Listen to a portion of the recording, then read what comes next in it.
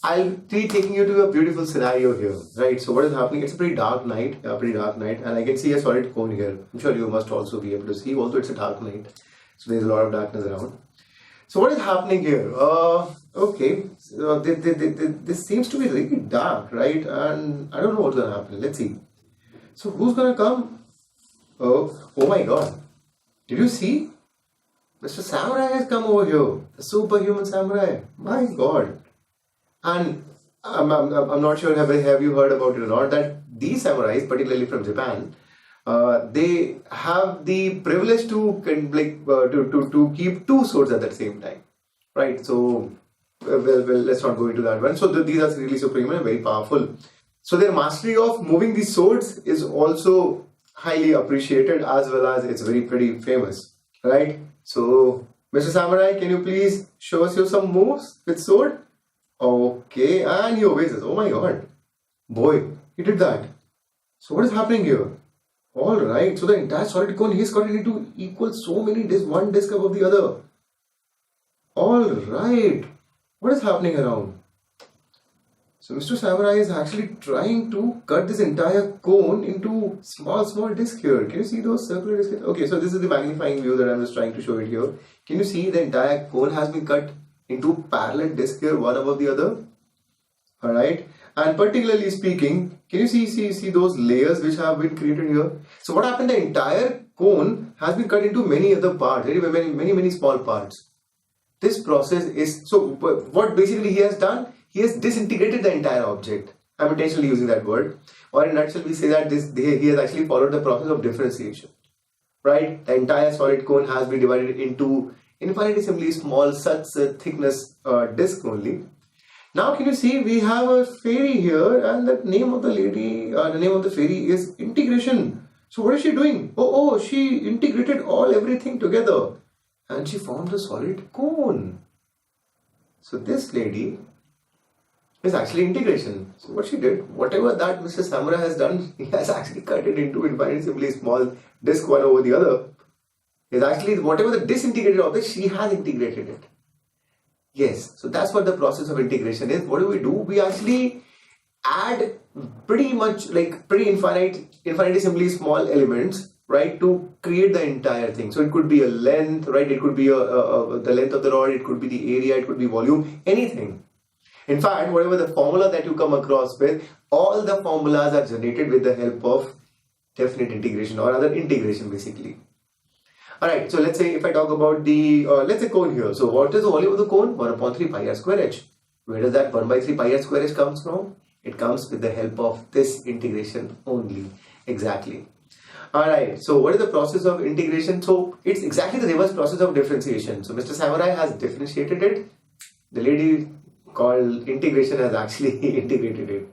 Alright, so welcome to the world of that fairy. So let's talk about integration particularly. If f and g are continuous functions, so continuous.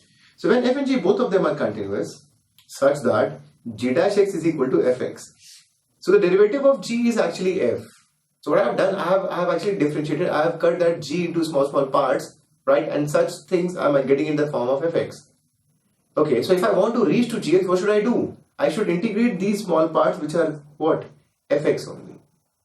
Right? Okay, so then the function g is called the antiderivative or primitive or integral. So these are the names that are there, right? You call it antiderivative, you call it primitive, you call it integral. They're all the same names. You just have to be aware of that because of that only we have kept this terminology here, right? So g happens to be the integral antiderivative or primitive of fx with respect to x. Mathematically, we say that if the derivative of gx, that is d by dx of gx is equal to fx, then it implies that integral of fx dx will become nothing but is equal to gx plus some integration constant c. Alright, so these are the terms that we use. So here f is called as integrand, or rather the expression for fx is called as integrand, the term inside the integration symbol. And the symbol of integration is actually this, which is like a elongated S, because we are actually adding up the things, right? We are doing a summation sort of thing, right? So in integration is nothing but the process of adding so many things, very small pieces together and then generate the entire geometry. Alright, so that's why this symbol has been taken from S and then we have just elongated a bit. Alright, so the term inside the integrand, rather the integration symbol is called integrand, which is fx here. Perfect. X is the variable of integration and C is the integration constant. Very simple terminology, you just have to get comfortable with it and note it down. I'll move on. Perfect. So if the derivative of g is fx, then the integral of fx will be gx. Perfect. They are just reverse of each other. Alright, so integration is the reverse process of differentiation. This is something which you should get embedded in your mind here. Alright, perfect. Let me quickly go ahead with it. So, wow. So these are new tablets. Can you see that how beautifully those designs are coming up? Pretty good work, right? Isn't it? Okay. Graphical interpretation of integration. What does that mean? What I mean to say by this when I'm trying to represent the graphical interpretation of this integration. So, I'm really loving the theme of these particular slides because they give me the feeling of the blackboard thing, right? And makes me more nostalgic into the old times when we used to learn actually on this blackboard itself. Anyway, just coming back to the work. So graphical interpretation of integration, what I'm talking about here.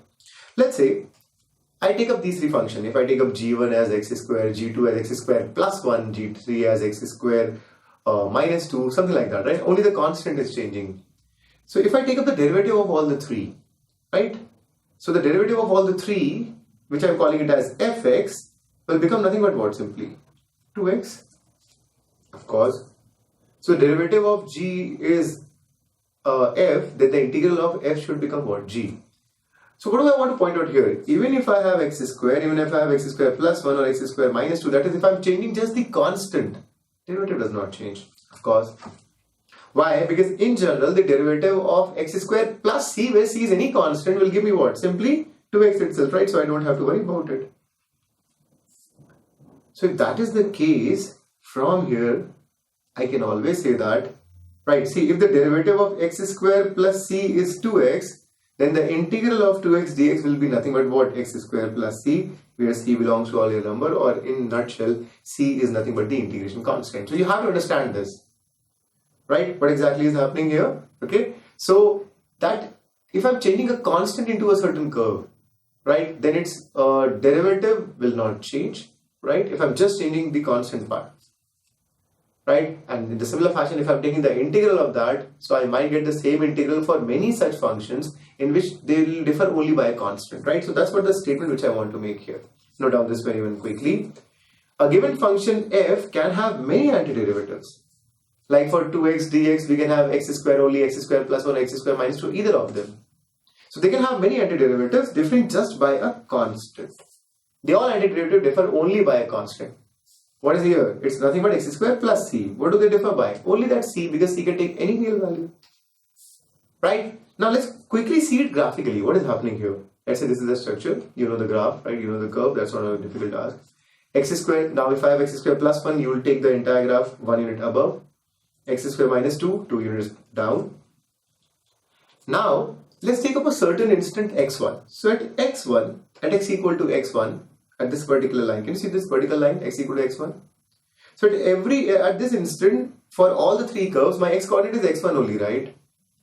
Now, if I try to take up the derivative of these, right, all the curves, what will I be getting? I'll be getting the straight line, right, or the tangent. At that particular point, that is having the x coordinate as x1 as simply 2x, right? So my y dash will become 2x here. Second case also y dash equal to 2x. Third case also y dash is equal to 2x. Alright, so at x equal to x1, in fact, the slope will also turn out to be what? 2x1, 2x1, tx1. This means when I'm taking the integral of any particular curve, right, or any particular integrand, whatever the family of curves that I'm getting, why am I calling it a family of curves? Because they all differ by the constant c. Whatever the family of curve that I'm getting, for every curve, the slope of the tangent at a certain point remains the same. Or basically the tangents are parallel.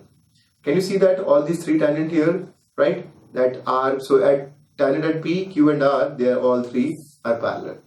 Note down the second statement, geometrically, y equal to integral fx dx represents a family of curves. Why? And I told you it involves a constant c, right? So family of curves having same slope of the tangent at any point x equal to x1. Alright, fair enough, understood? I'm moving ahead. Quickly. So now let's quickly run through some standard formulas which you already know, right? So these are very simple results. So just because it's the reverse process of differentiation, so you can easily figure it out.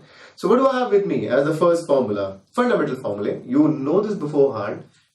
So they're asking me about the integral of x raised to n dx, and that turned out to be x raised to n plus 1 upon n plus 1 plus c when n is not equal to minus 1. Now let me quickly take only one of them, right? I'm just taking only the first one.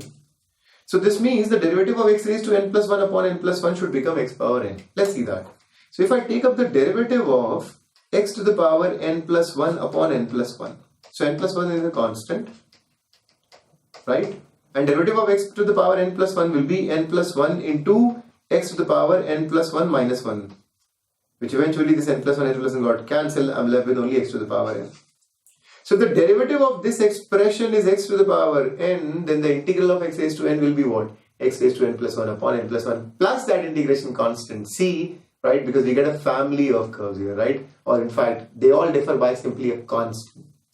Okay, so the integration constant, please do not ever forget that. Sorted? Sure for everyone? It's not anything for you to copy. It's just that you have to understand that it all comes from differentiation only. So it's just a reverse process of differentiation. From there only I'm directly establishing the formula. Okay, so let's quickly go ahead. The second one. Guys, please be quick in noting it down. Integral e raised to x dx equal to e raised to x plus c. Quick, be very quick. Third one. Integral 1 upon x dx equal to ln mod x, right? Plus c. Why mod x? Because if it is logarithmic, the domain has to be what? Strictly greater than 0, right? Okay, fair enough. So here it becomes like ln mod x plus c. Next one, we get this as simply integral a raised to x dx is equal to a raised to x over ln a, right? Plus integration constant c, a greater than 0, base greater than 0, not equal to 1. Next one, we have integral cos x dx. That will become simply sin x because the derivative of sin x is cos x. So the integral of cos x will be sin x plus c.